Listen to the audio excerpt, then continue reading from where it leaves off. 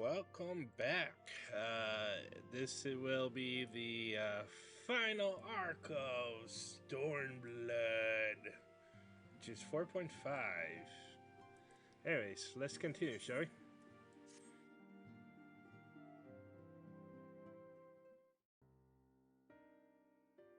I'm glad you've come, though I'm afraid there's little in the way of good news. After you left, we reached out to both the Alchemists Guild and Stillglade Fane and attempted all manner of treatments. But the results were always the same. Whatever the answer is, it's not alchemy or conjury.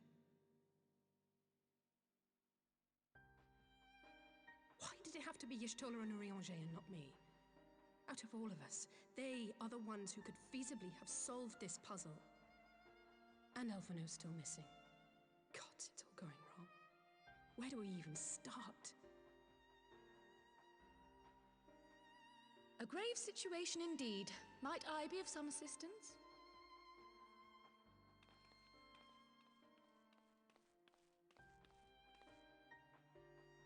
Kryle! I did not think you well enough to travel.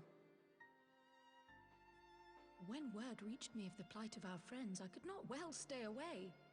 As a fellow scion, not to mention your erstwhile mentor, this is one of those times you should feel free to call on me, regardless of my personal circumstances.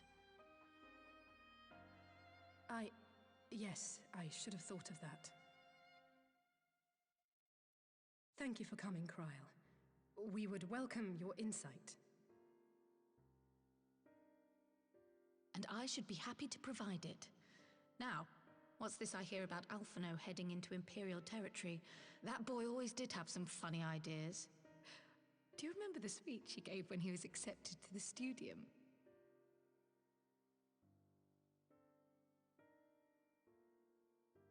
My life's goal is naught less than the salvation of this star.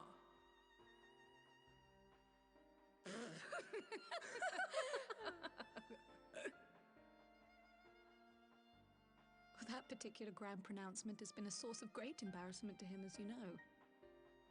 But the fact of the matter is, he meant every word and has lived his life accordingly.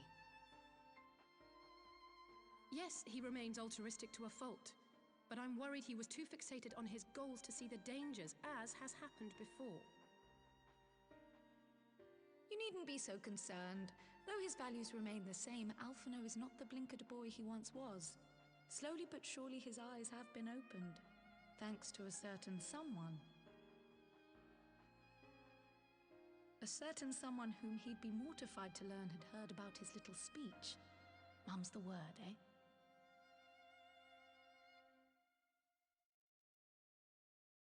Right, I'd better have a look at our patients. They're in the infirmary, I assume. I'll need absolute quiet, so it would be best if I did this alone. If you'll excuse me.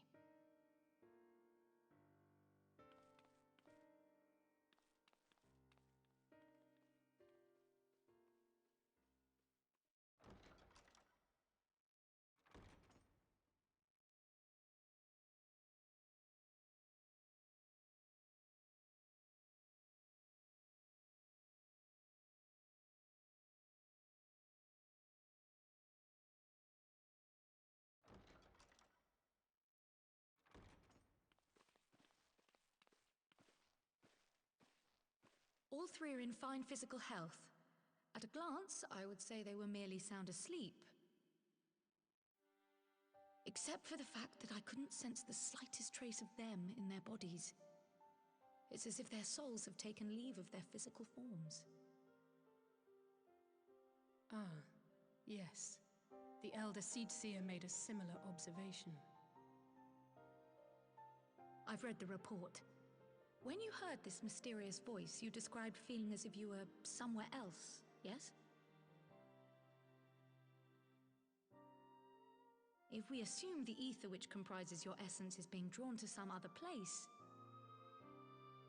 then it may be possible to follow the trail it leaves behind, just as we did in our search for Thancred. I wasn't around for that, but I can't imagine it was easy. Oh, it wasn't. But that's no reason not to try. I will have need of Master Matoya's crystal eye if I'm even to make the attempt.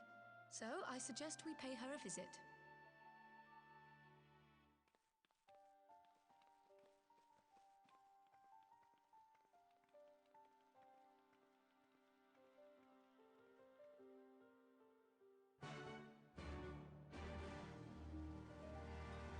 Right, let's pay a visit to Master Matoya.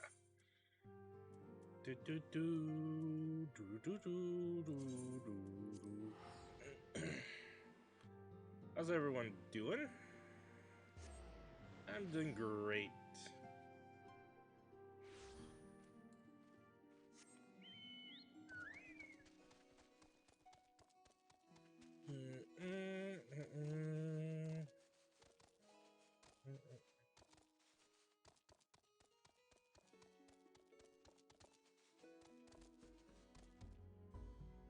Ba, ba, da, da, da.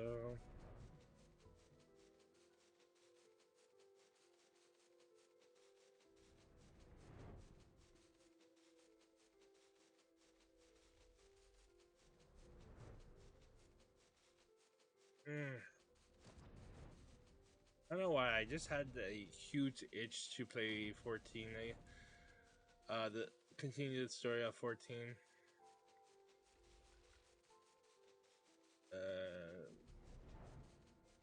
I have a limited time because I have to be at work at a certain time tomorrow. So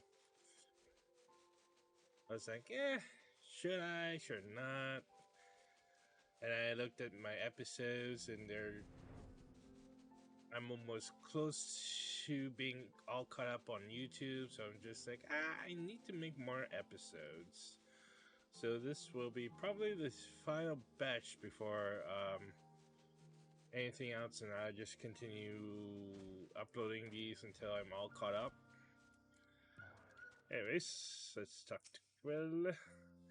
Please do keep Alphino's little speech to yourself. He can be awfully sensitive at times. No promises. Anyways, hey, Alize. I heard Master Matoya was something of a recluse, reckless, but this seems extreme still. I'll happily overlook her eccentricities if she agrees to help us. Oh, cutscene. Sweet.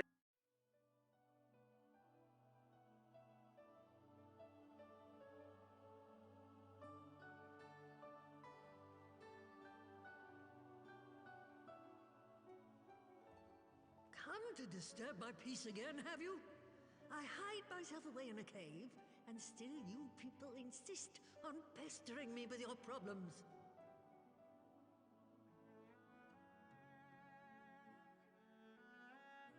Oh, I mistook you for young what's-his-name, but I see now you're the sister.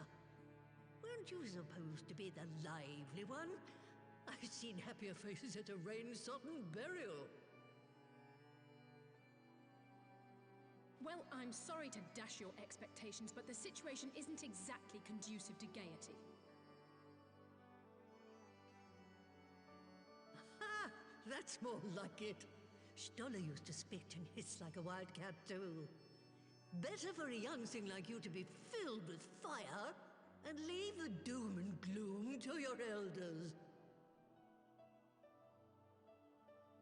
Now, what exactly does this tragic situation of yours have to do with me? If I may, Master Matoya, we have need of your crystal eye once more.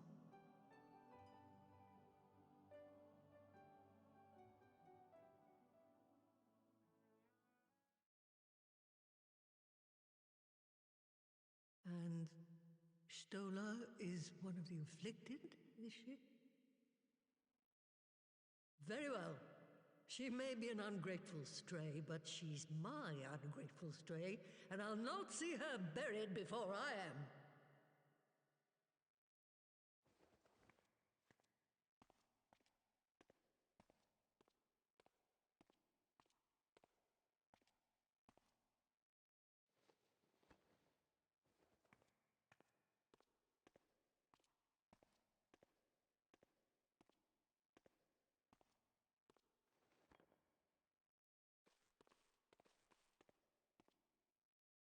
Right.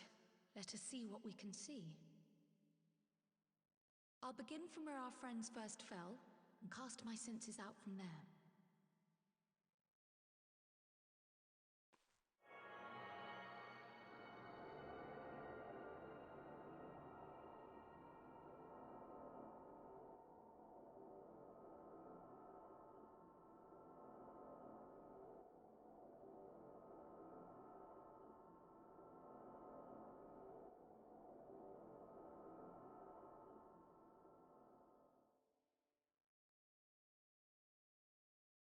What is it? Did you find them?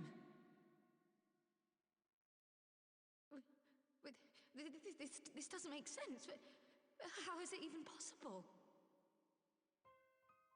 How is what possible? Kryl, what did you see? The threads, they just ended. And no, I didn't lose track of them. I followed them as far as they went. It's as if they were cut off.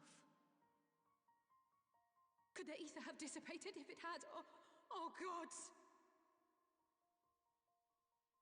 Their bodies are just husks. It's like the Broodmother's daughter all over again. No, this is different. The Kalyana girl was already dead, body and soul, when Lakshmi effected her resurrection. Aye, let's not jump to conclusions. If their physical forms yet breathe, and show no signs of wasting, then it follows that their souls must still be intact somewhere. But where? That's the question, isn't it, girl? Death has not taken them to the ethereal sea, yet there are no tracks left for us to follow.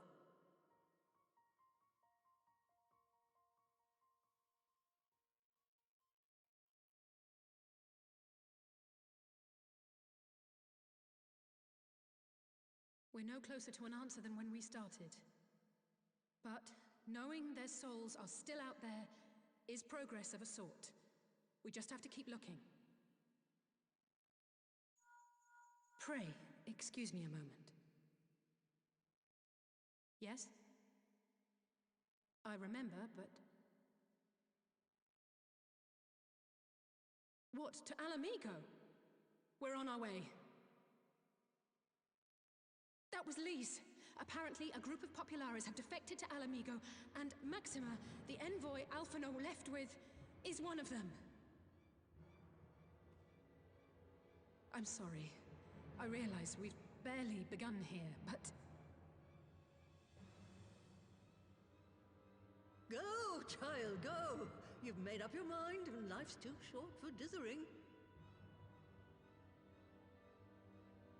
I'll do some digging in the meantime and see if there isn't some other method we could use to continue the search. Let's be off then.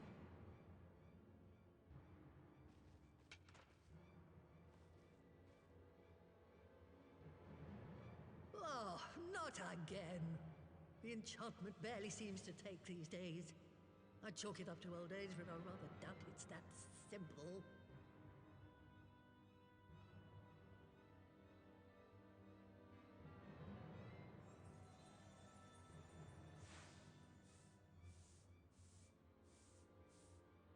Before they took ill, Y'shtola and Urianger were sharing notes on a thinning of the ether. It seems to be happening all over. Does it now? And here I was, all set to blame my woes on that creaking mountain of refuse clogging up the Thaliac. I fear something has gone awry. Still, there's naught to be gained from starting at shadows. You can only do what can be done, and that but one thing at a time.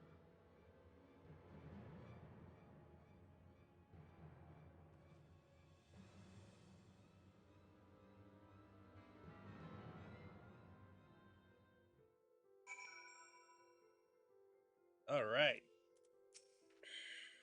I'm sorry I couldn't do more. I never seen a Souls thread end so abruptly before.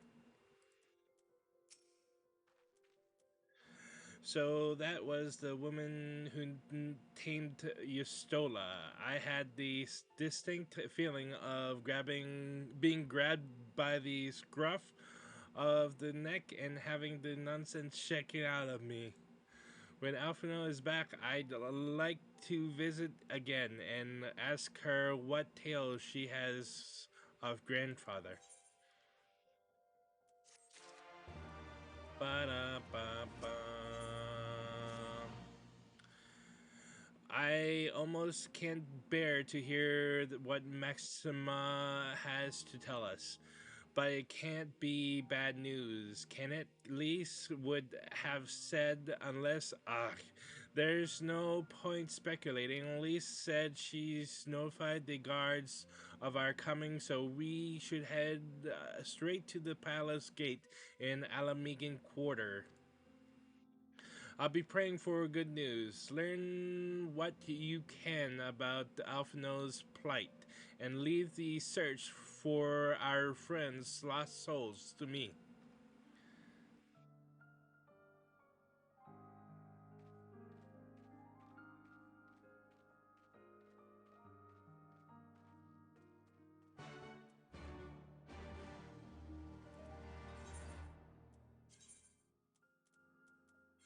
All right.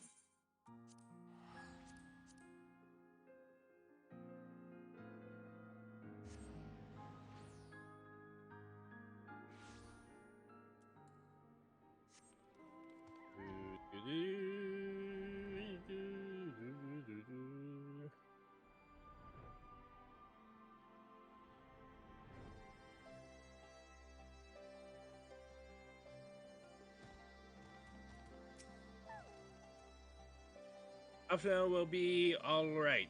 He has to be. Greetings, Silence. The commander told me to expect you. Shall I show you in? Yes.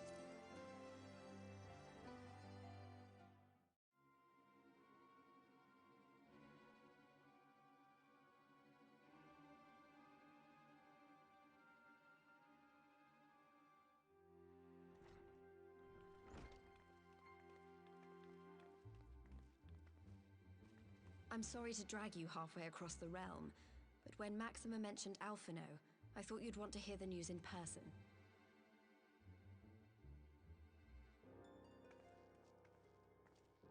Ah, we meet again. Though I was hoping our reunion would be under more auspicious circumstances. What happened to my brother? Where is Alphino? Never fear, my lady. Your brother was in fine health when I took my leave of him, and I have no reason to assume that has changed. You assume? If you will allow me, I shall endeavor to explain events. Our troubles began not long after we departed Doma. While crossing the burn, we were fired upon by the Emperor's personal guard and forced to make an emergency landing.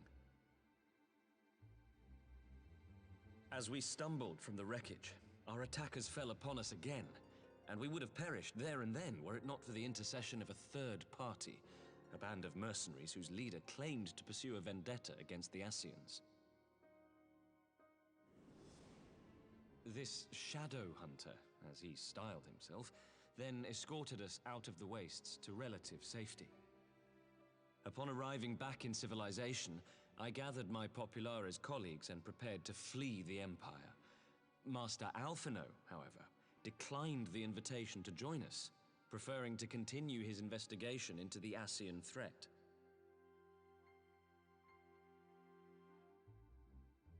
Well, at least he's not lying in a heap in the burn. Tell us more about these Ascian hunters.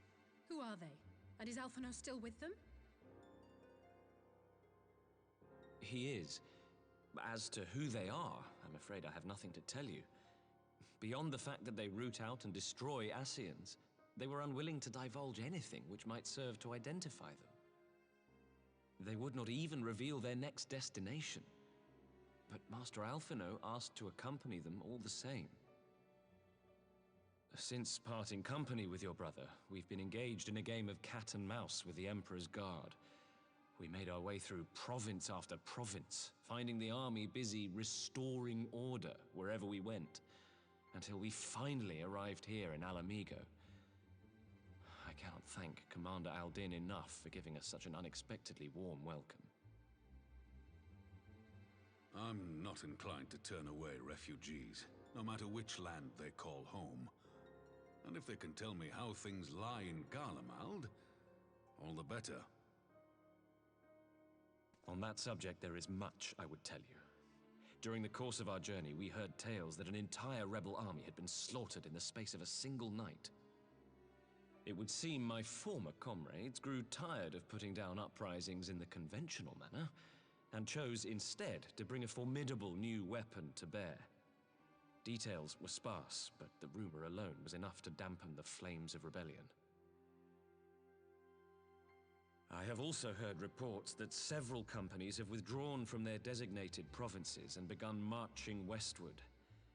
It is my assessment that the Empire's forces are mobilizing for a large-scale military engagement. Westward? You mean they're getting ready to invade Alamigo? We knew this was coming, but not that it would be so soon. We've barely even begun to shore up our defenses. They won't stop an invading army. No, they won't. Dispatch messengers to the Alliance leadership requesting reinforcements, and send word to our officers in the field to hasten completion of those border fortifications. Prepare to meet the Imperials head on!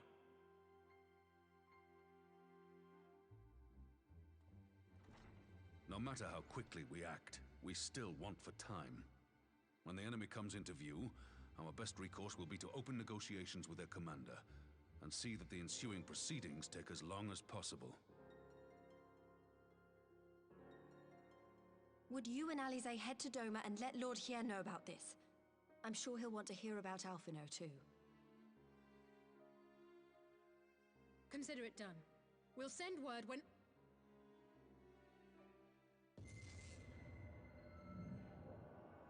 Untold sorrow must be changed. Ahead looms a calamity. Eon become instant. Throw wide the gates.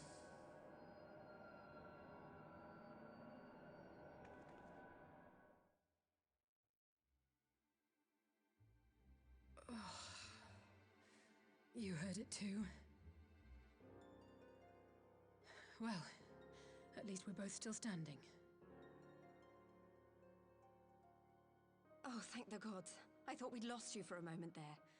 Why does this keep happening? I wish I knew. Nothing we've tried has brought us any closer to an answer. We'll keep working on it. But first, we need to go and see Lord Hien.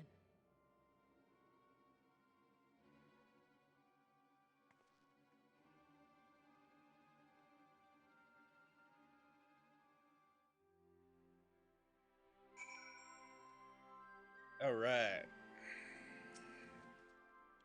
So Alphino is safe for the present at least. Now all we need to worry about is the full-scale Imperial invasion. I'm actually glad Lise tasked us with visiting Lord Hien. Better to be dashing from place to place than sitting around stewing over things we can't change to the Enclave. Alright, let's go to the Enclave, shall we? Let's see, Doman Enclave, yes. Boom, boom, boom, boom, boom, boom, boom, boom, boom, boom, boom, boom.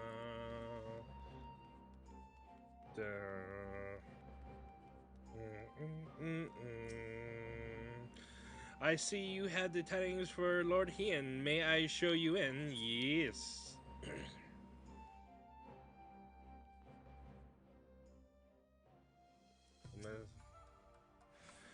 The fall of Rabanastri was not the end of our nation. We who survived retreating underground and have been gathering strength to mount a counter-offensive Dalamasca will rise again. I come to represent the lands of Naxia. Long have we struggled in defiance of the Empire, waiting for just such a opportunity as this alliance presents. The Imperials have enjoyed the freedom of the Ruby Sea for long enough. 'Tis time they paid their dues. Hey, after their humbling at your hands, Magnai and his Oronir have spent every waking moment upon the training fields. Defeat does not sit well with the son and his children. We of the Blue Cauldron will not submit to the Empire's tyranny. If only our red brethren would awaken to their folly.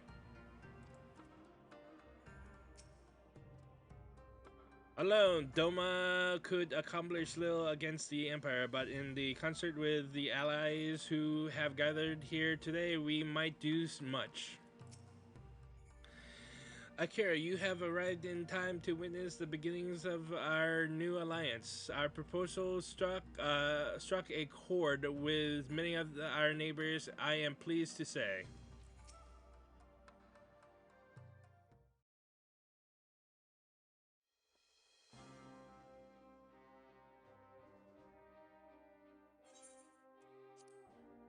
Greetings, my friends. I was just discussing future endeavors with the members of our newly formed alliance.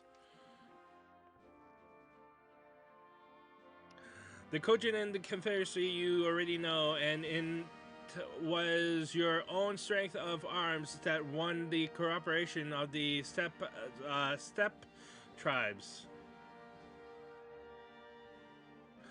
We have also been joined by our neighbors from Naxia and the indomitable citizens of Dalamasca. Though the scattered nature of the latter's resistance will somewhat delay their official introduction. These proud peoples have united under a single purpose: to stand against the tyranny of the Garlean Empire. I am glad to see your alliance is coming together so swiftly. As things stand, I fear we shall soon have need of your strength.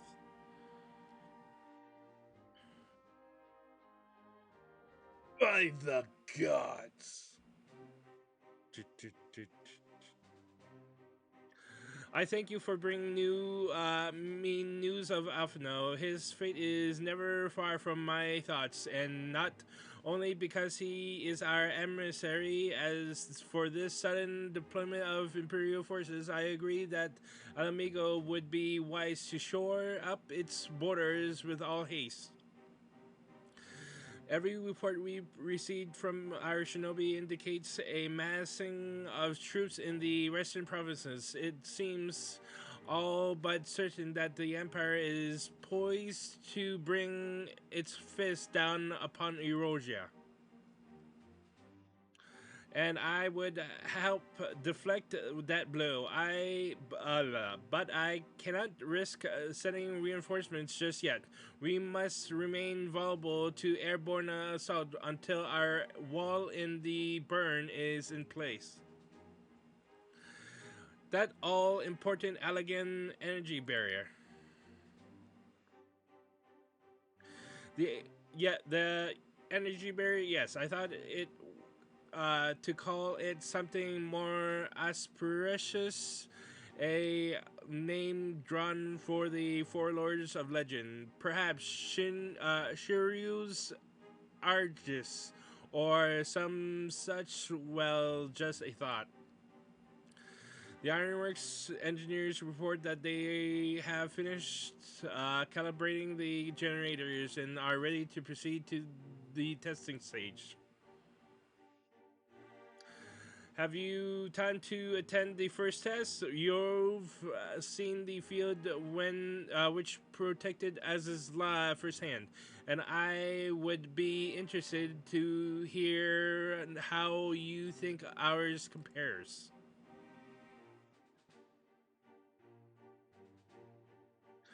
I will come too. If you don't mind, though, I am no Yestola. I may be able to offer some insight. Of course, time being of the essence, it would be best if we made directly for the burn. Yagiri, I leave you in Hakuro to bring the council to a close. Understood. Your mounts are saddled and ready, my lord. Wear the storms.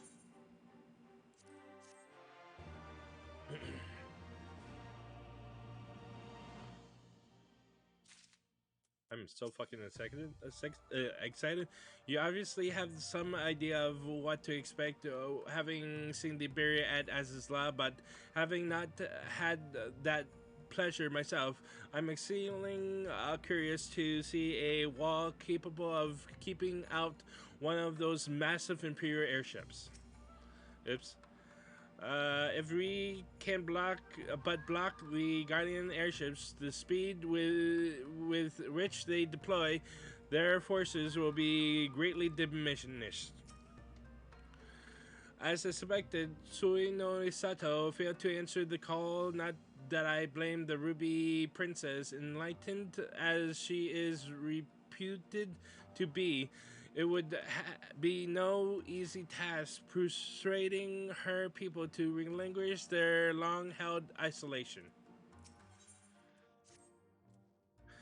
We welcome the burn by Yol and Falcon as before. Join me at the overlook near the House of the Fierce.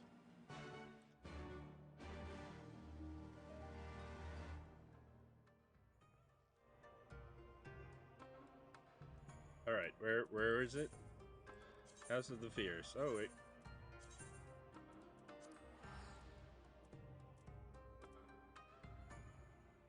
Oh yeah, yeah.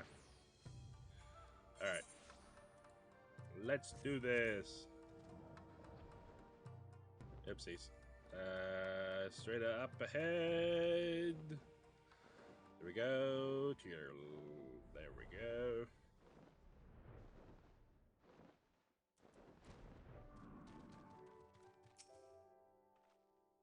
Let us pray there is no sandstorms brewing out there. Yes, yes indeed. Give the word when you are ready to take wing. Yes.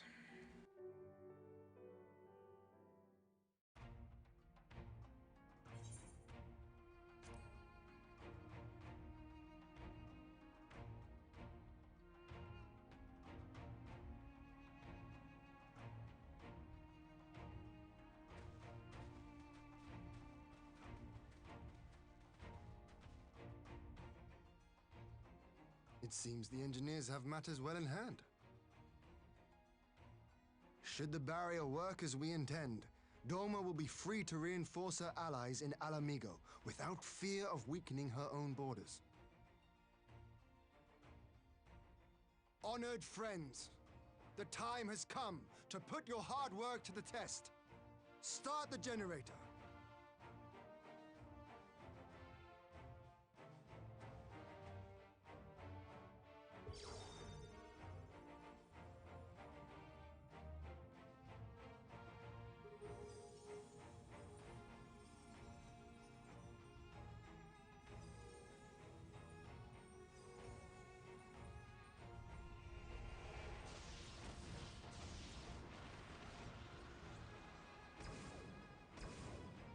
Node 1 is operational.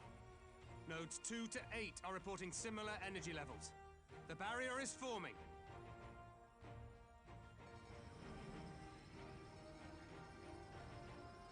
$1,000 yards. 2,000.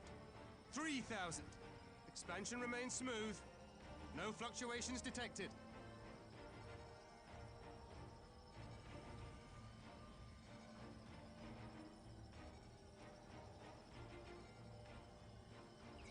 4,000. 5,000. Target altitude reached. The barrier is holding steady at 5,000 yards. We've done it.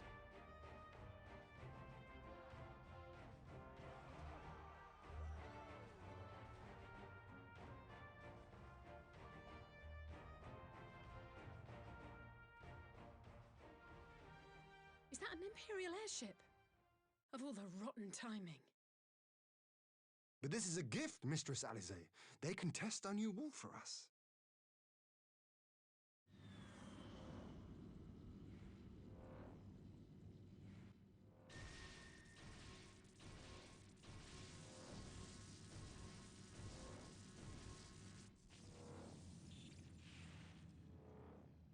Seems solid enough, though I was hoping for a fireball.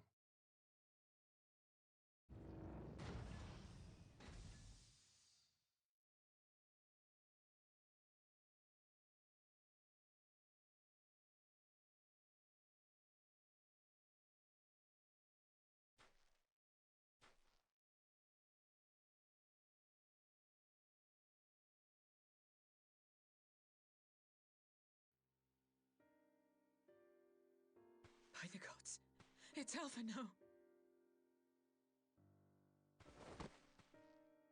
What are you? Let me go! He has my brother! Lower the barrier!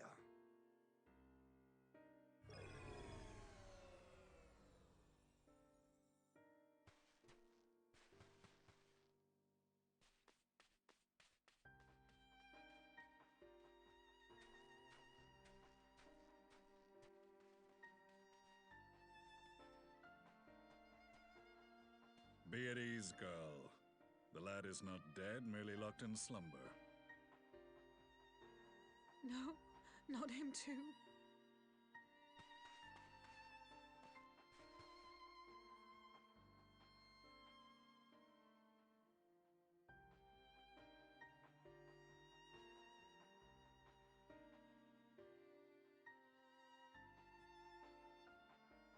We could identify no cause and found no remedy.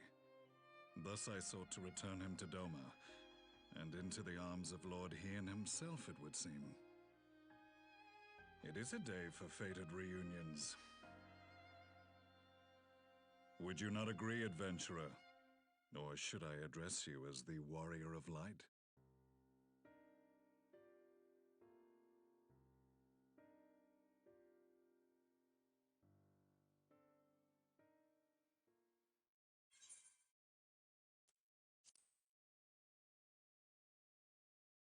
I, Gaius van Baelsar, the Black Wolf. That was the title I was given, one I have long since relinquished.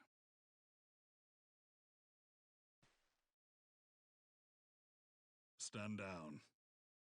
The legatus of the 14th Imperial Legion died in Castrum Meridianum. I am no more than Gaius Baelsar, a man without rank or allegiance. Impossible! There's no way you could have survived! Do you remember how it unfolded?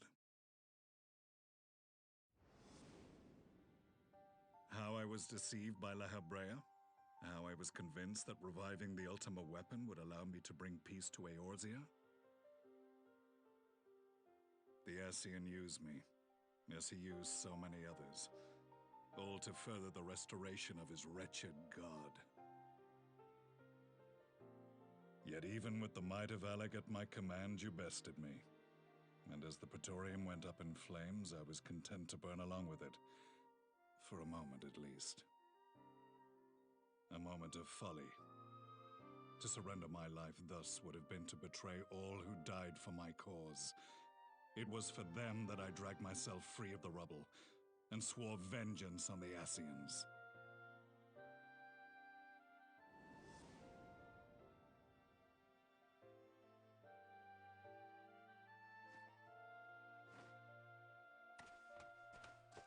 The Black Wolf has shed his pelt, never to return to Garlemald or her legions. I live now only to exact revenge.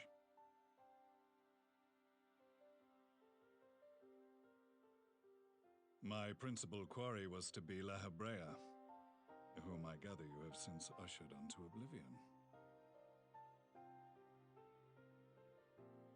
But so many more remain. Long as their kind lurked in the shadows, laboring to sow chaos throughout our world, I would see each and every one dragged into the light and put to the sword. Are the Scions not of like mind? In this single respect, perhaps. Then I shall continue the partnership the boy began, and share what intelligence I have acquired. Among the Ascians, the Black-Masked Ilk are subordinate to those who wear red. This you already know. Yet among the red there exists a hierarchy. Those set adrift with the shards clearly stand below those still joined to the source. Nabriales, who once dared to intrude upon the Rising Stones, belonged to the former group, and while he was indeed a dangerous foe, his powers were inconsequential next to the paragons of the Source. The first was La Habrea, who plagues us no more. There is also the white-robed Elidibus, and the elusive Emmett Selk, about whom little is known. We have files on La Habrea and Elidibus, but I believe this Emmett Selk is new to us? As I assume my brother told you, we have evidence to suggest that an Ascian now walks in the body of the Crown Prince. Have you identified this interloper? Elidibus seems the most likely culprit. As emissary, it is his role to maintain the equilibrium between darkness and light. Your many deeds in Hydaelyn's name have upset the balance, and I believe he seeks to restore it by throwing his considerable power behind the Empire. As a leader of the Ascians, he is one of our primary targets. It was on the trail of this very prey that the boy and I came across the scene of a failed uprising. In the absence of a single Garlean casualty, we inspected the bodies of the rebels, and the lack of any external injury drew my immediate attention. They had been slain by Black Rose, an alchemical invention of the Imperial Army. When I yet served as legatus, I ordered its production halted, and all stockpiles destroyed. Toxic gas is not a tool of conquest, but of extermination. Toxic gas? This must be the new weapon Maxima warned us about. Something deadly enough to sweep away all resistance in a matter of hours. Gods. You don't think they're planning to use this in Alamigo, do you? Put your fears to rest. We infiltrated the production facility and destroyed all existing stores of the chemical along with the plant itself. Even should they rebuild the operation, they will not soon manufacture another batch. Regardless, I would draw your attention to a directive we discovered in the plant's records. The document was marked with a recent date and authorized with the signature of one Zeno Ciegalvus.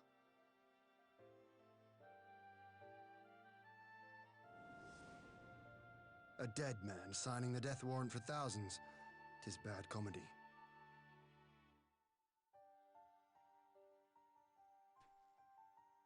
But the tale does not end there. Within that same facility was a chamber filled with devices of elegant design. Cloning technology, we realized. And what should we find in each and every incubator? But a young Emperor Solus.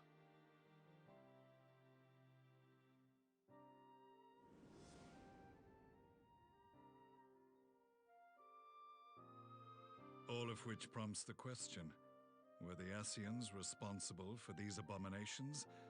Or was it the will of the Emperor?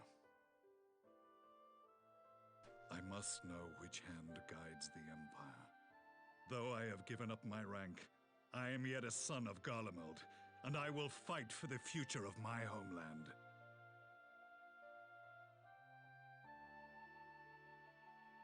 It is time I return to the hunting of shadows.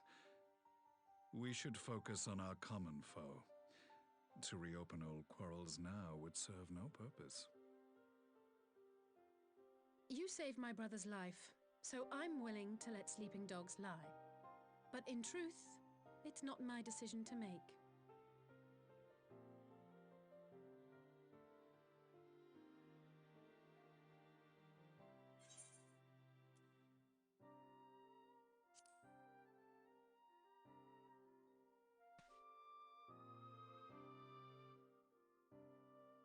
There was a time when I scorned those who placed their faith in false gods, even as I, in my blinkered conviction, place mine in Ascian promises.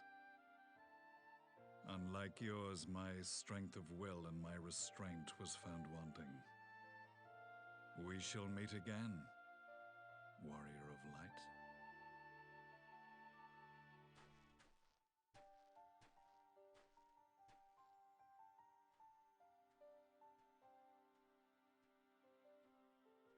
So that was the infamous Black Wolf.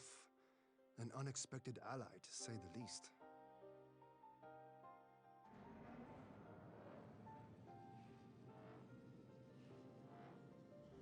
Well, I am content to leave the fine-tuning of the barrier to cleverer minds.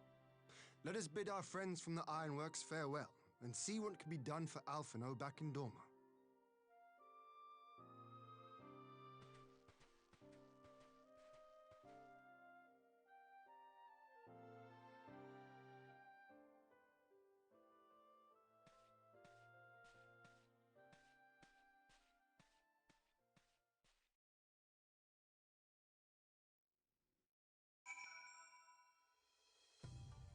Damn, guys, it's like I already done it. Ah, man. What uncanny timing that Master Alphino should be returned to us just as we were testing the barrier. I only hoped a cure can be found for his malady. Otherwise, the War Council has ended in unambiguous agreement to forestall the Empire's expansion plans in this region. Our allies are willing to send troops to fight in Eorzea.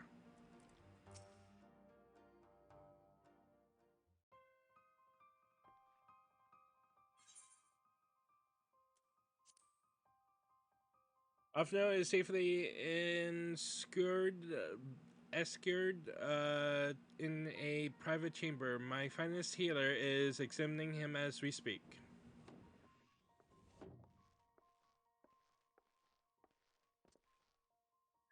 I've spoken with the physician, and there are no outward signs of illness. Alphino is lost in a sleep from which he cannot be awakened, just like the others.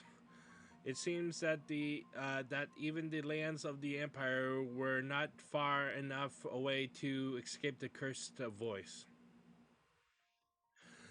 I share your frustration, Alice. I do, but Alphino is returned to us alive and otherwise unharmed. All that remains is to find the means to wake him up.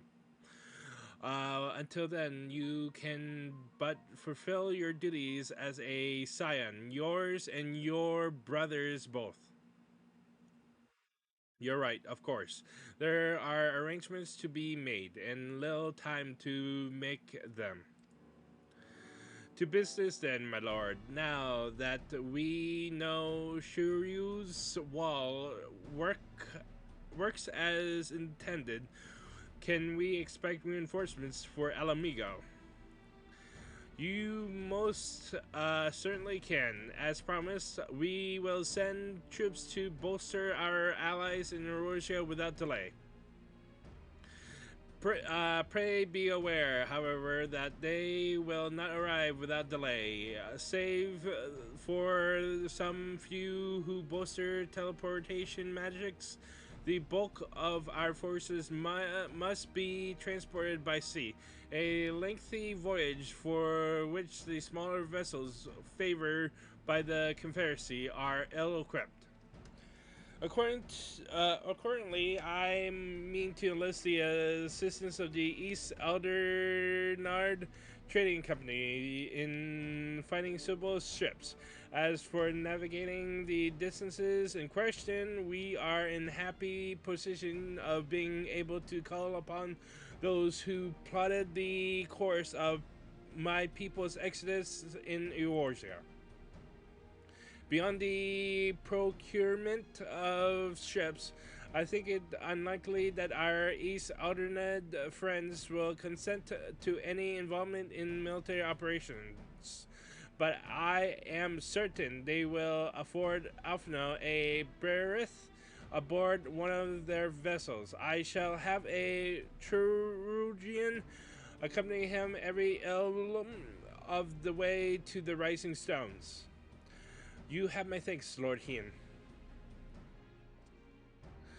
Yugiri, I will go on ahead with our friends to Alamigo. Enlist all those capable of teleportation and put them at the disposal of the Eorzean Alliance as soon as possible. They will form the vanguard. Yes, my lord. This is exactly what we hoped for. Lys and the Alliance leaders will be glad indeed to welcome the combined strength of the East.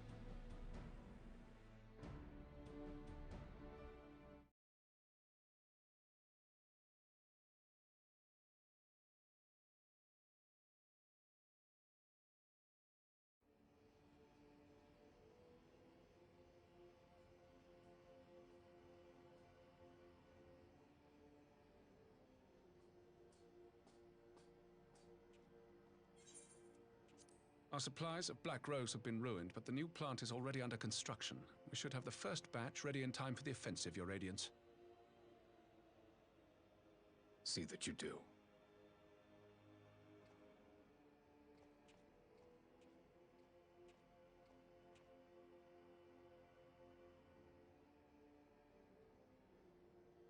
Ah, yes, the infamous Black Rose. If I recall correctly, Gaius did not much care for the invention.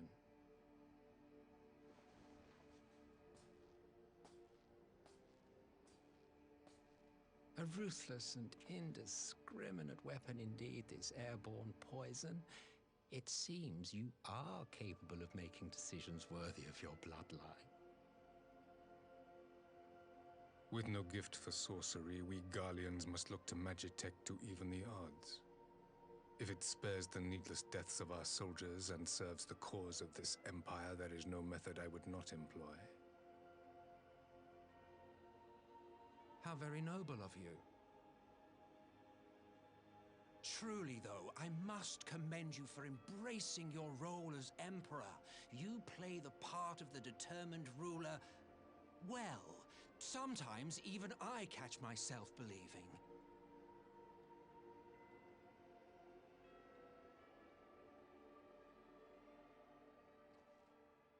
A silent agent of death.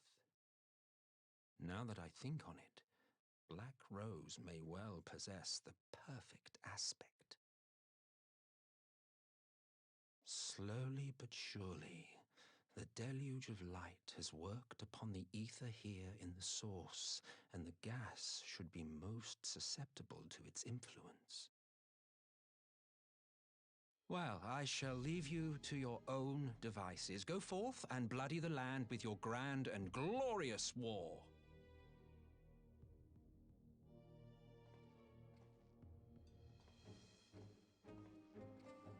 While you do what, precisely?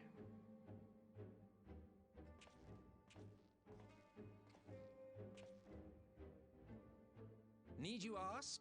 I will be doing what all Ascians do. I am well aware that your kind exists only to usher in the next calamity. but you seem oblivious to the harm your singular agenda causes to the Empire.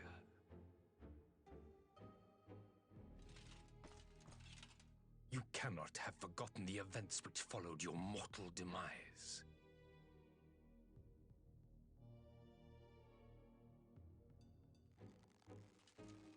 Our homeland was plunged into a civil war for your failure to name a successor. The edifice you so carefully constructed was but a hair's breadth from collapse.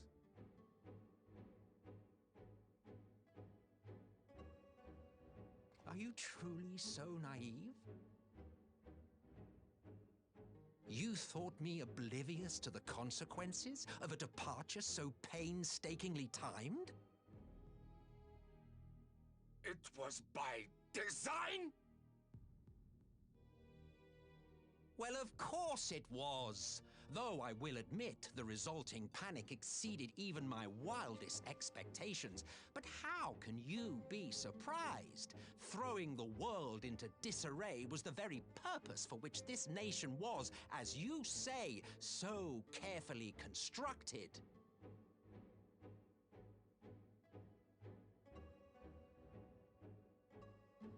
Now, if you have no further questions, I must be on my way.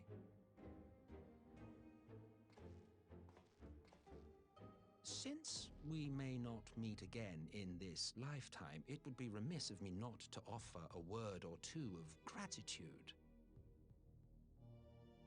I really must thank you for this surplus of vessels. I can mold any host into my own image, but having bodies tailor-made for me in this fashion is so much less tiresome.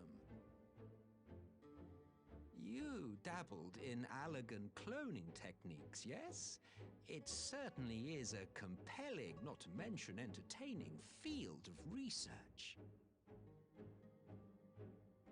And of all the options available, you chose the founding father on whom to experiment. You have a twisted streak to you, Varus, like grandsire, like grandson, hey?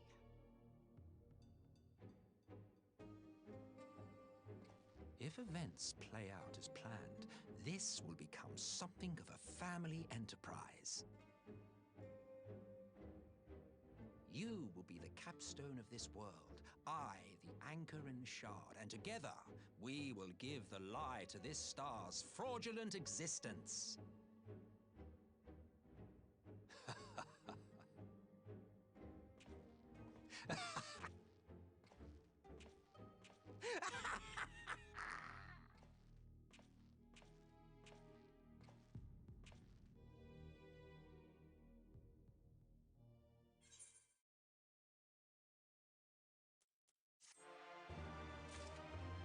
Bam!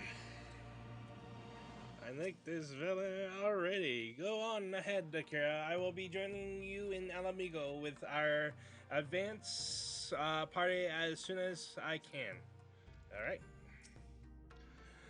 Come, let us return to Lys and share the good news about our Far Eastern reinforcements.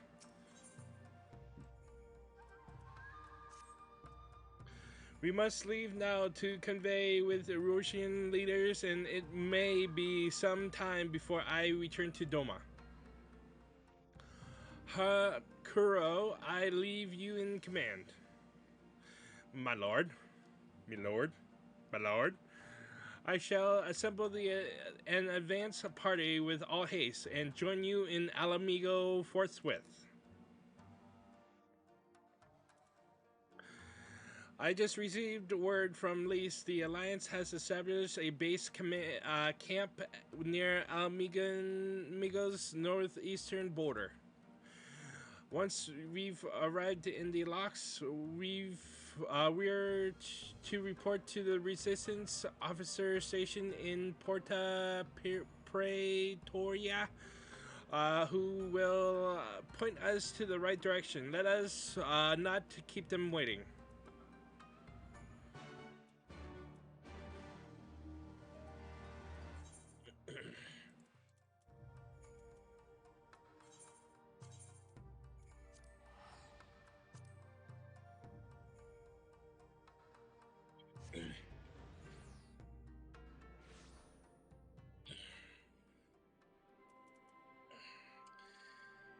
Do, do, do, do, do.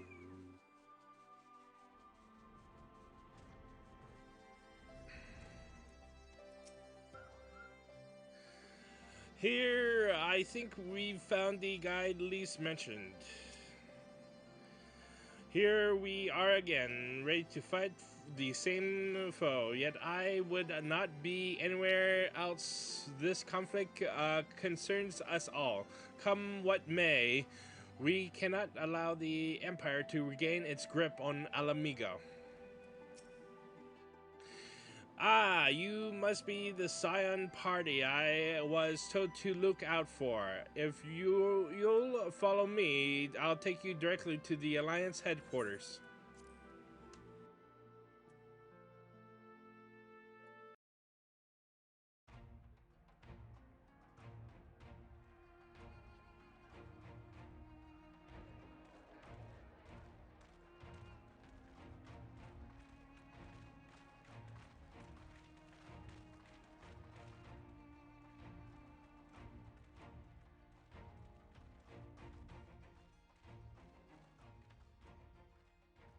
Welcome back, you two.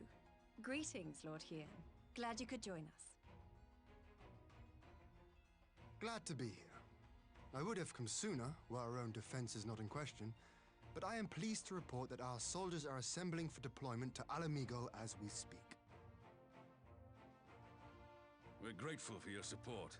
Thanks to the efforts of our allies, it won't be long before we've established defensive positions on this front as well.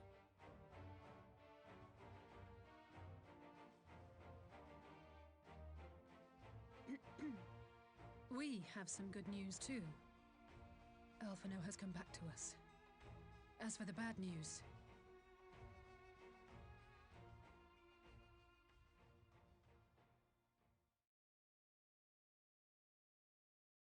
so, Alphino won't wake up. Gaius van Baelsar is alive and hunting Ascians, and the Empire is planning to poison us all with toxic gas.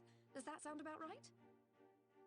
Ordinarily, any one of those things would have left me in shock. But the way things have been lately, it's all starting to seem pretty normal. Getting back to your report, are we sure this Black Rose is the weapon Maxima was talking about? It fits the description. And it seems we have Alphino to thank for sparing us an early demonstration of its effectiveness. I have a feeling this won't be the last time his bravery in the Empire will serve us here in Eorzea. The threat of an unknown weapon has had us all on edge. But now that we know what we're dealing with, we can take steps to defend against it. As for Gaius, I'm not sure what to think. Am I happy he's alive? Not in the slightest. Am I happy he's hunting Ascians? Aye, I'd have to say I am. Oh, speaking of Garleans you didn't expect to see, we have a tale of our own, as it happens. When we sent envoys to the Imperial Army to request talks, they returned with the message that Varys Zos Galvus would be attending.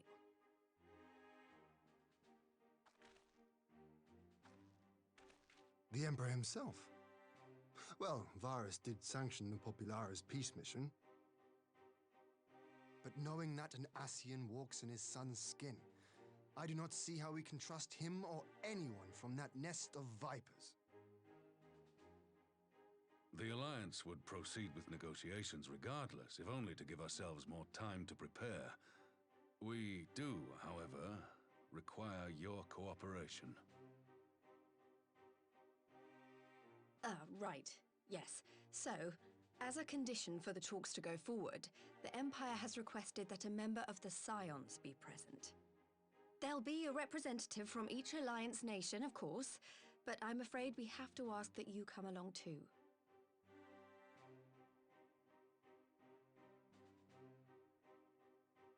gods, Lise, you know how much I hate politics. But then, what choice do I have? Alphino and the others aren't going to do it. Very well. I shall attend as the Scion's representative.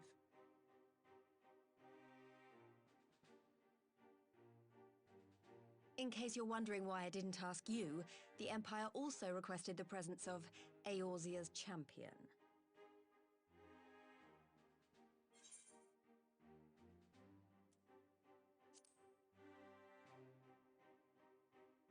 Oh, you're not, are you? Come on, if Alizé can put on a brave face, then so can you. Now, we don't know what Varys means to bring to the table, or why he wants you there, but having you close at hand should make all the difference. The meeting will take place on the border. Anticipating an early assault, we mean to position the bulk of our forces nearby. The Alliance leaders should already be on their way. Once you're ready, we can head out and join them.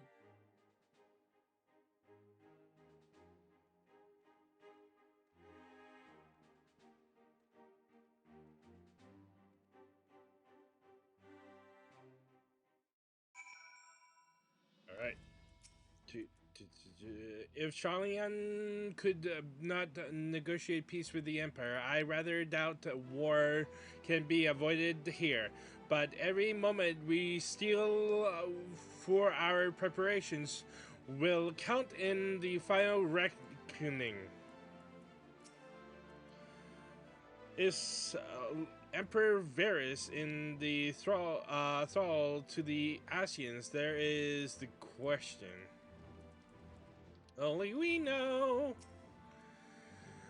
Should the Emperor decide to ignore the rules of parley, we could be fighting far sooner than we like. Keep your weapons close. Alright, so we got Doma, the Twin Elder, Maelstrom, the Immortal Flames, Ishgard and Alamigo. Ooh, I really like this. Okay, that's the exit. Alright, so let's continue, shall we? Well, don't suppose it's polite to keep the Emperor waiting too long, shall we? Yes.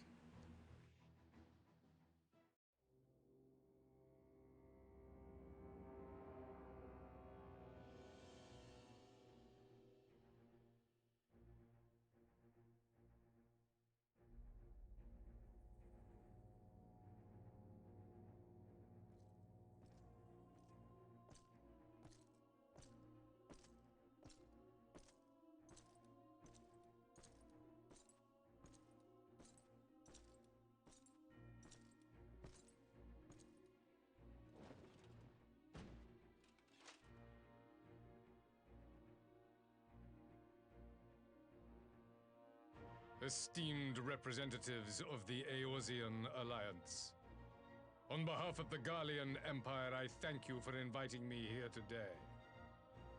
As this parley was convened at your request, I invite you to speak first. Very well, Your Radiance. I, Nanimo Ulnamo, 17th in the line of Ul, should be pleased to oblige you. As recent events in Alamigo and Doma have made plain, the subjugation and exploitation of neighboring nations is not a sustainable policy. Should this day end in war, you may very well defeat us, but you will never extinguish the people's desire for freedom. Though it may not be in our lifetime, there will be another revolution, another war, and the cycle will continue.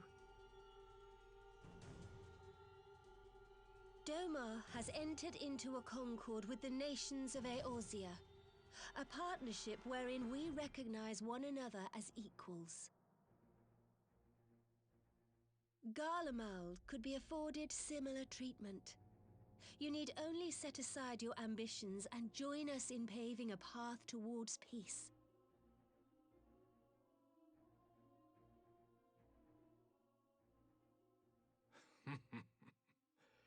You will not win me over with sophistry, Your Grace.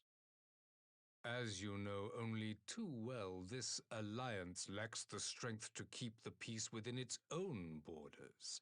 Even now, your struggles with the Beastmen continue unabated.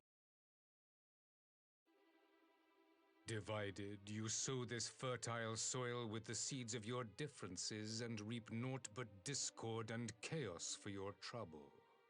Eorzea must be united under one leader, one purpose. I would offer you both and bring an end to your strife.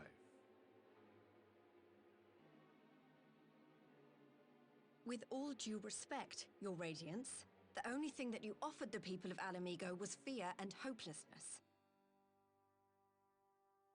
The citizens of Dorma can also attest to the meager arms of Imperial rule. There is no purpose to be found in a life of oppression, each day more uncertain than the last. Our people are willing to die for their freedom. A great many already have, and countless more will, if we don't put an end to this madness here and now.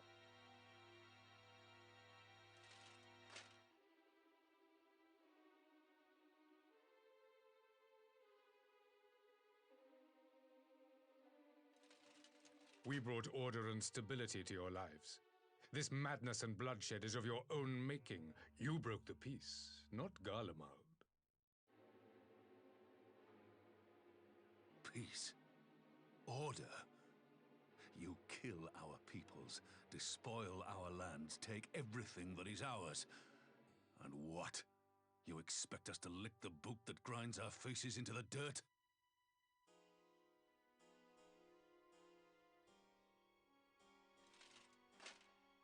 I expect you to weigh the costs. To recognize that countless lives have been lost on both sides in pursuit of a greater good, and to not squander all we have achieved in a fit of petulance.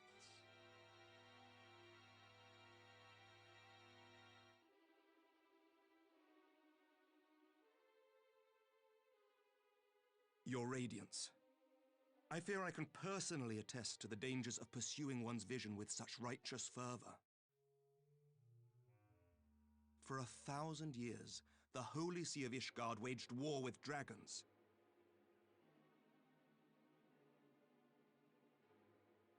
A 1,000 years of sacrifice, of sorrow and hate, in which we bathed in the blood of friend and foe alike. Had it gone on any longer, we may well have drowned. Yet we have chosen to raise ourselves out of this bloody spiral, and have since made peace with our former enemy. So I understand. No doubt the dragons were more receptive to your overtures in the wake of their leader's demise.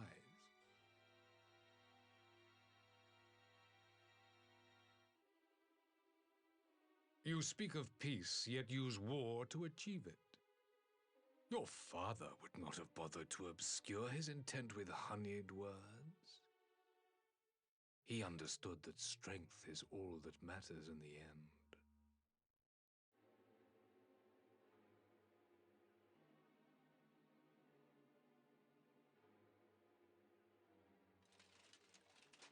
Without his clarity of vision, I can but wonder what will become of Ishgard and her people.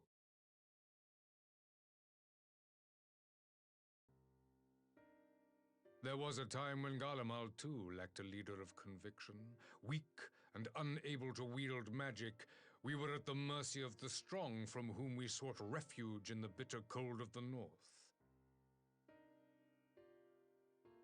Were it not for the discovery of ceruleum and the subsequent development of magitech, we might never have gained the power to take back that which was rightfully ours.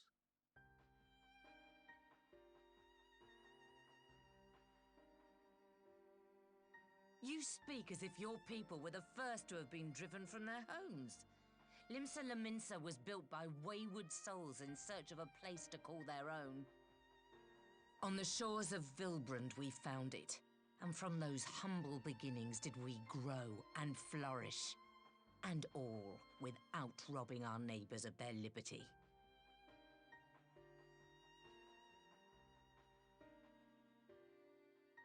So saith the pirate. Am I to believe that you simply asked the kobolds to yield up their lands and that they were happy to oblige you? That you did not drive them out like rats in the hold of one of the many ships seized by your privateers?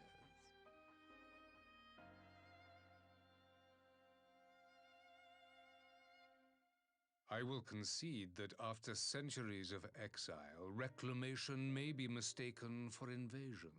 Nevertheless, it is not. And those who till stolen soil have no right to object when cast out in turn.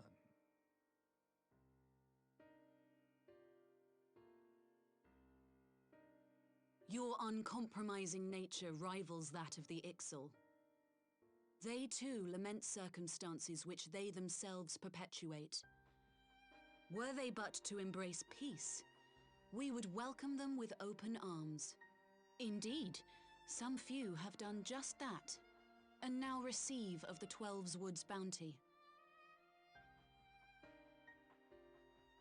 Would that your people might learn from their example.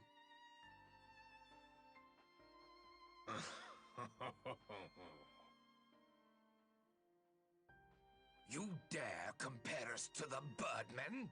You who thought to invoke the 12 and threaten all of creation?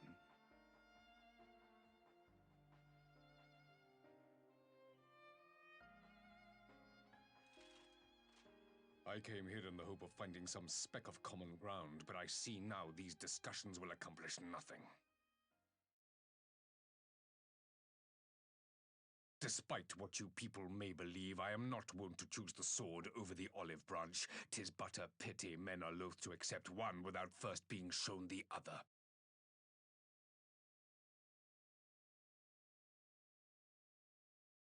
Wait, I beg you. This meeting was supposed to be a chance to find a way forward together, not to bemoan the missteps which brought us here. Please, if you truly consider violence a last resort, there must be a way we can come to an agreement.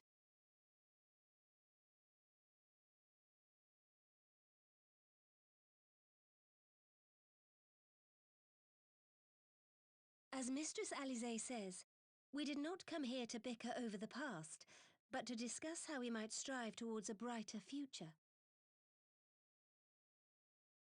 Emperor Varys, may I suggest a short recess, that all present might compose themselves prior to beginning anew?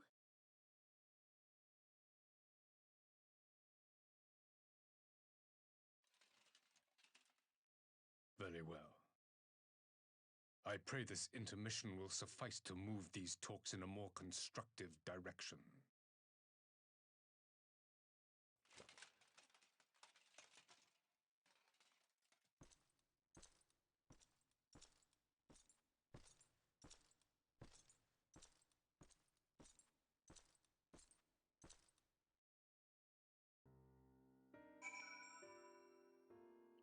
Damn.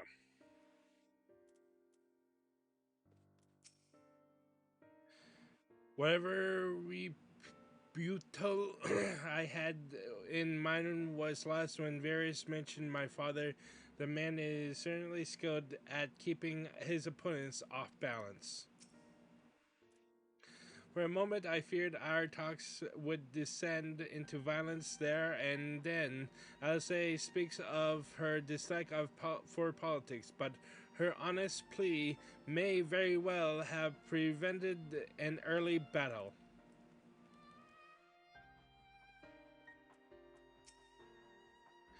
For years have we warred with the Empire, and with no end in sight, a parley such as this represents an unique opportunity, and I would not squander it with bitter words. Why do I get a feeling that the Emperor is hiding something? Varys holds fast to his ideals, just as I knew he would. He will not be swayed from his path. 'Tis true that Limsa's beginnings were not wholly honorable, but our old wrongs do not make the Empire's deeds right. I do much wonder at Emperor Varus's decision to attend these negotiations. If it is plain he has no intention of hearkening to our entreaties, but what then is his goal? Phew, this is really not my forte. After his Radiant's little performance, it was all I could do to swear at him.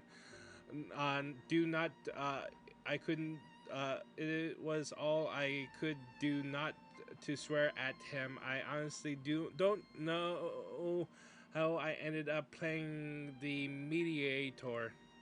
I just asked him myself what Alphino would have done. Tried my best to do the same, and by some miracle it worked.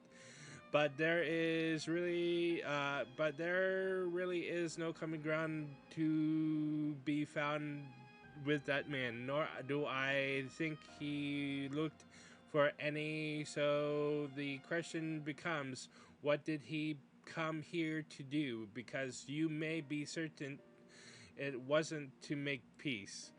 Whatever it is, I can't make it out. Not yet. At least we do have a little time before the parley is due to reconvene.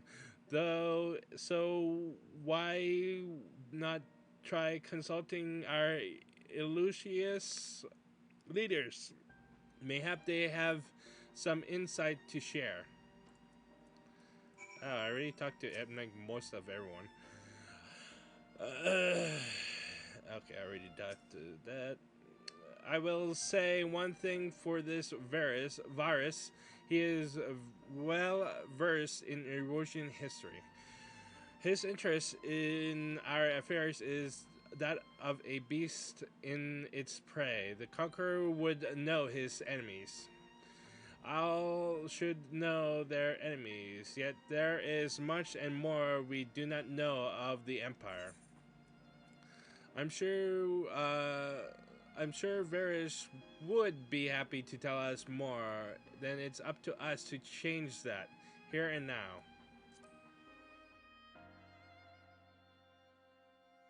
Ha, you would have me ask the Emperor himself. Well, mayhap there is some wisdom in that.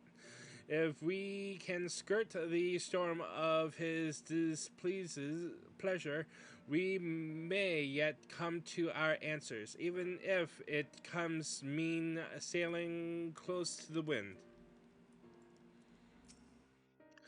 12 have mercy, but for Lady Alisaie's timely interjection, we might well have come to blows at the negotiating table. Not that Emperor Varus left us a great many options. Is unconditional surrender all he will accept, do you think? He arrived, I have said yes, but having him heard him speak, I cannot help but think he came with some other end in mind. Exactly, he's building up to something. I know it. How then should we approach the rest of the parley? Have you anything to say, Warrior of Light?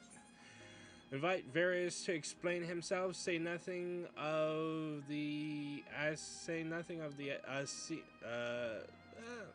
to explain himself. Yeah.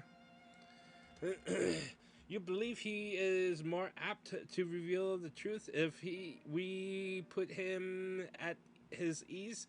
Mayhap you are right. Thank you, Akira. Oops, there we go. Ian, hey, what's up? This parley was never like to bring peace, but I had hoped to learn something of Emperor Varys's relationships with the Asians. As had we all, yet if he is in league with them, he is not like to volunteer the fact, and if he is not, how much weaker would his position seem for their presence if we are to broach that particular subject? We will need to be subtle. Uh, would that I knew more of the man, if you would indulge me. Lord Hien, you received an imperial education, did you not? Is it true that the Emperor's will is considered absolute? There is no higher authority in all of Garlemald, nor else in the heavens. Come to that, veneration of the gods is forbidden, and only worship permitted being that of his radiance's own person. This sounds suspicious like a religion itself. Sounds like a area I won't say that is in on Earth, but yeah. I share your disdain for their hypocrisy, even as they denegate the idea of faith. They revere their leader with a favor others reserve for the divine. 'Tis a flaw common to much of the doctrine. They fed us logical on the surface, perhaps, but contradictory upon closer examination. I wonder if a discussion of various discrepancies might prompt Varys to reveal something. You've spoken with everyone. Good. Good. Now all that remains is to wait the pleasure of the Emperor, and hope we fare better at the second attempt.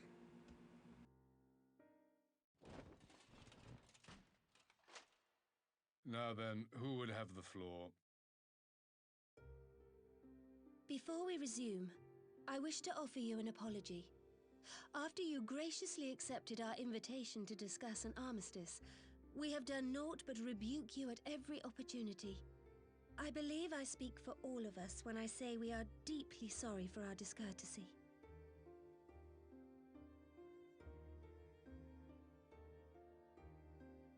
I'll admit your familiarity with our affairs surprised me, and served to remind me how little I know of yours.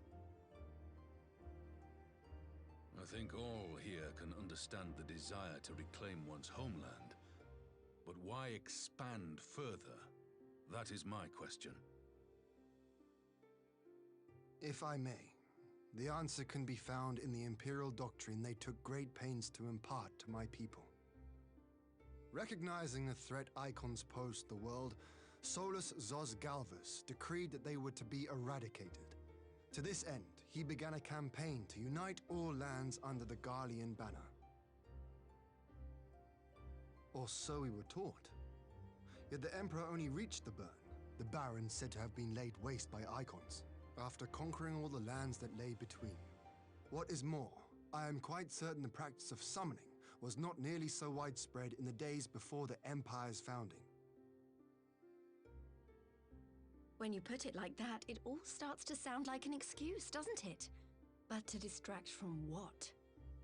Why are you really waging this war?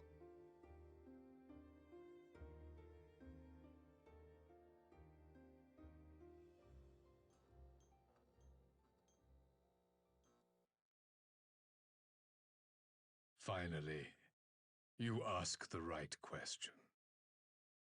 I can but hope you heed mine answer and at last accept the righteousness of our cause. My goal is this: to return the world to the way it once was, the way it was always meant to be. In doing so, mankind will be made whole once more.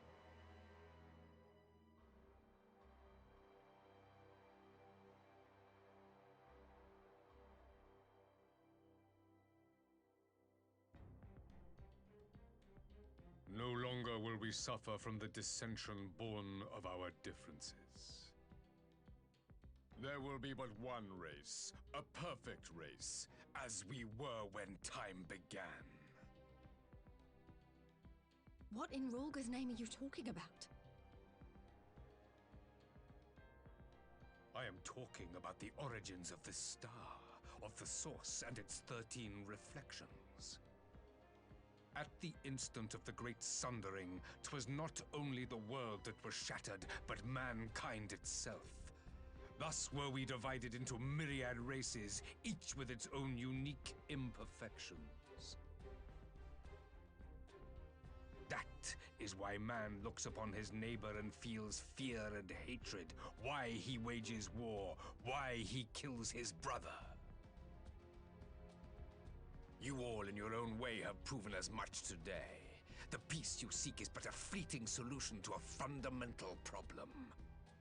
One which calls for more drastic measures. To bring about everlasting peace, our worlds must be rejoined.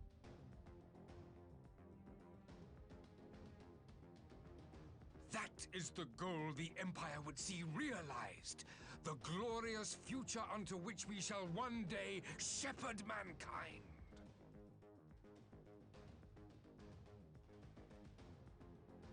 A rejoining of worlds. I have heard this tale of the Source and its reflections before. Are these not the self-same desires as the Ascians? Emperor Varys, do not trust in their words. They will lead you to your doom. My father thought to use them, but in the end he succumbed to their temptations. He embraced summoning like so many other pawns before him. Do not tell us you mean to do the same.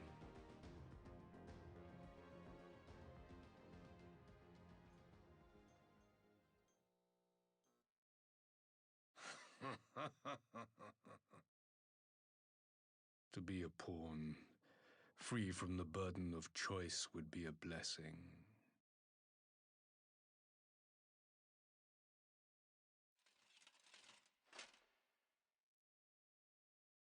But I forswore that privilege the day I learned that the Garlean Empire was built by the hand of an Ascian.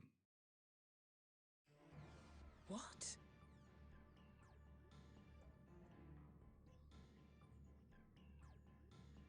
Yes.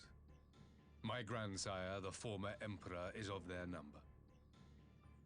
And who better to build an empire capable of bringing about the calamitous change we desire? Would you condemn me for this alliance? For bowing to the will of these shadowy masters, when the prize is true and lasting peace?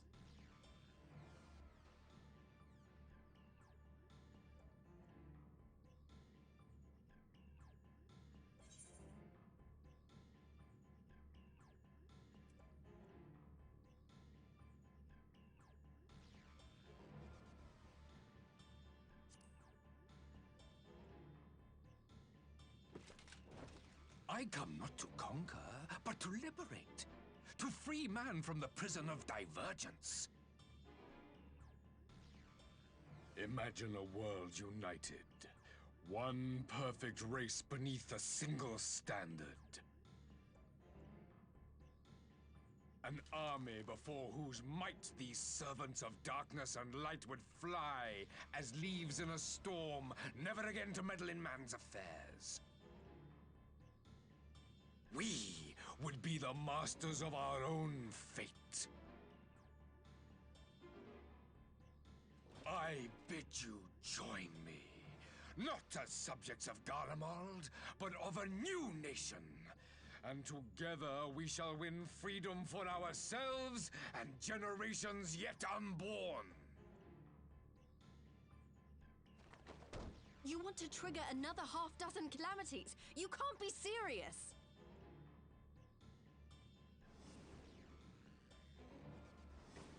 Have you forgotten how many died? There will be no one left! Do you truly imagine we would aid you in your bloodletting? It is unthinkable, unconscionable.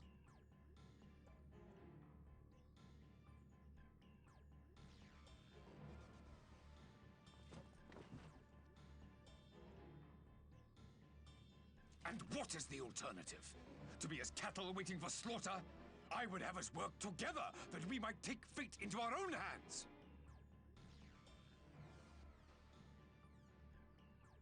Into your hands, perhaps.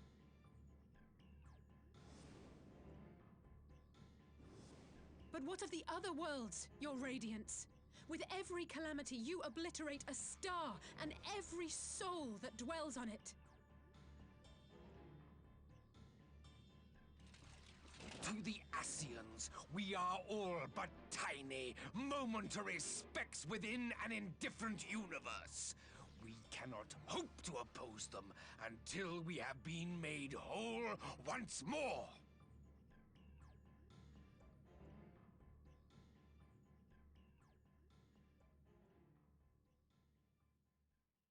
Are these truly the words of Garlemald's ruler? The flaws and foibles which you so abhor are what make us who we are. Every nation, even yours, Emperor Varys, is made whole through the combination of these imperfections, the strengths of one compensating for the weaknesses of another. While it is true that man succumbs all too often to anger and avarice, he may yet overcome his baser instincts through the forming of bonds with others, fostering community and cooperation. That the protector of an empire should not only reject these fundamental truths, but seek to change them at so dear a cost to life is indefensible. Such a man is not fit to govern.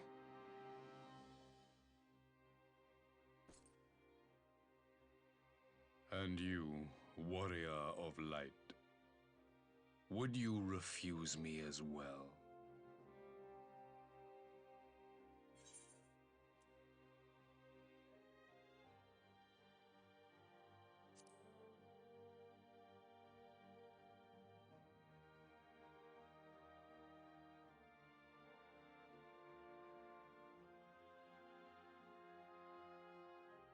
It would seem the Alliance is of one mind on this matter.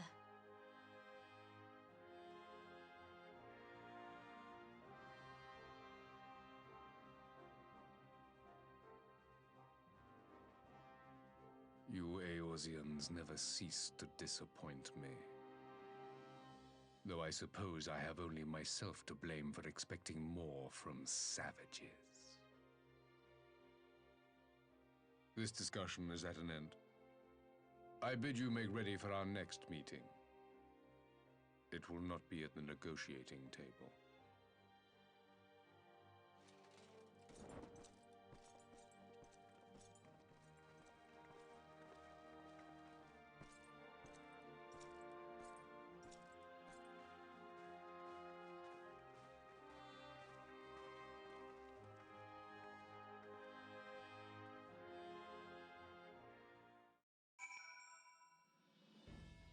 Damn. His grand plan is to bring about more calamities. This is insanity. This madman must be stopped at all costs. I am glad that we arrived in time to aid the battle. Though our vanguard may be small, these few are our chosen elite, the finest warriors of the Far East. We suspect Ascians meddled in the shadows of the Empire, but the truth is far beyond my wildest imagination. At least now we know the face of our enemy and need not hesitate to strike at its heart. The Emperor exists to wage war, and war it shall have. But its vast armies pour in like the tides themselves. This could very well be the greatest military threat Erosia has ever faced. I refuse the Emperor's words with all of my being. What justice is there in an ideal that demands the sacrifice of so many? I was born in the Empire, but I will never serve the Emperor. Only the Seedseer commands my loyalty. Now that we have learned the Emperor's true purpose, war has become an inevitability. This time, times like this, I curse my own uselessness in battle. It makes a twisted kind of sense that the Empire was built by the Chaos Bringers themselves. The revelation that yet rattles me, but now that we know our enemies are one and the same, we have a target upon which to unleash the full force of the Alliance. Send me in the front lines, if you please. We'll give the Imperials a taste of the Maelstrom's cannons, not to mention my axe. Hey, Pippin! My first engagement as Flame General, and it is a full-scale war with the Empire. I feel some measure of nervousness, of course, but I swear I will make Father proud in the battles to come. Ooh, it's Lucia. The Ascians are terrible beings indeed, that they would found an entire nation to further their dark designs. 'Twould seem that the Empire's history is as sinister as Isgard's own. The Temple Knights have deployed in full strength. Erosian's future is Isgard's future, and our fates ride upon the outcome of this conflict. Alright. I came back to find Doman's advanced parties ready and waiting for battle. So as worrying as our little chat with the Emperor was, it did buy enough time for at least some of our allies to arrive. Dun, dun, dun, dun.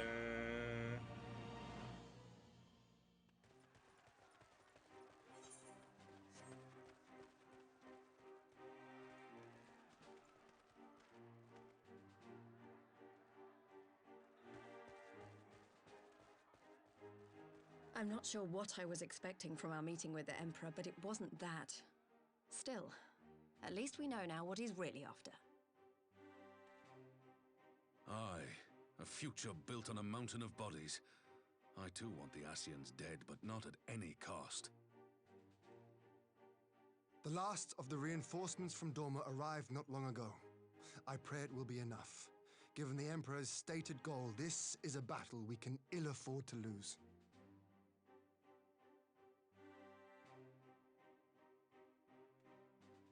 If the Gallians come in force, we may not have much say in the matter, even with our combined strength.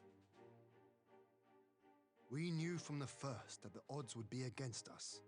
But if there is even the slightest chance of victory, we must do everything in our power to seize it.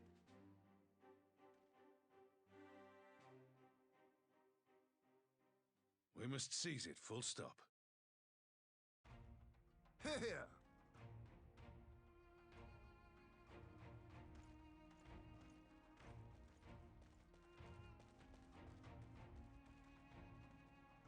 The two of you are to join an irregular unit and support the main host.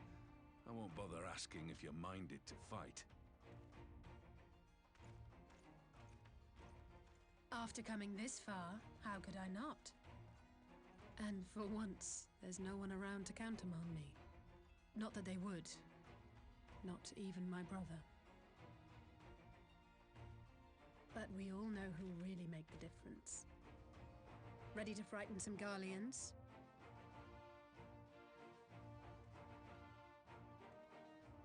I wouldn't want to be on their side. Might I ask you to accompany the Dorman contingent? They are strangers here, and your presence would do much to raise their spirits.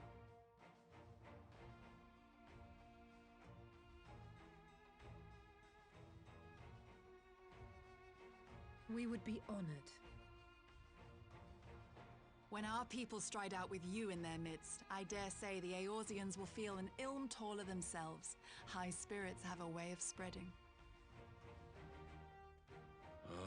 What I wouldn't give to join you. But my duties as field commander will not allow it. I'll leave the front lines in your capable hands.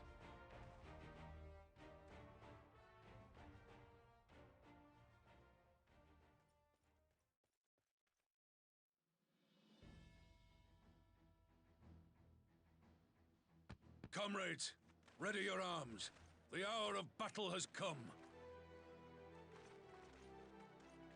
May the crystal guide us to victory!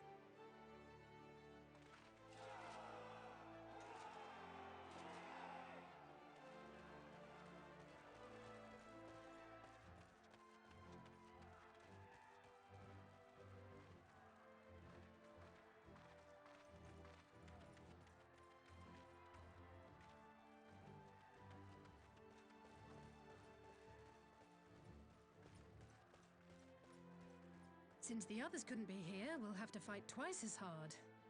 If Alphinaud wakes to find the Imperials have won, I shall never hear the end of it. It's strange. I thought I would be terrified when the fighting started. I should be terrified. But with you at our side, I can't help feeling everything is going to be all right. So please, don't you dare leave me alone.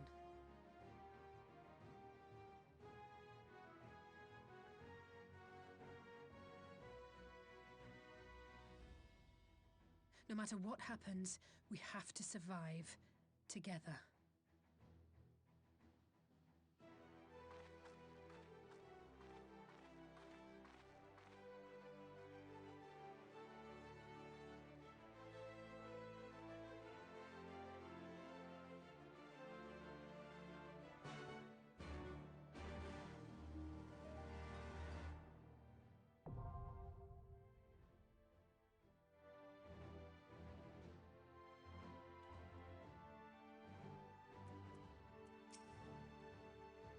My duties as field commander demand I remain here at my post, but I have no doubt that the front lines are in capable hands.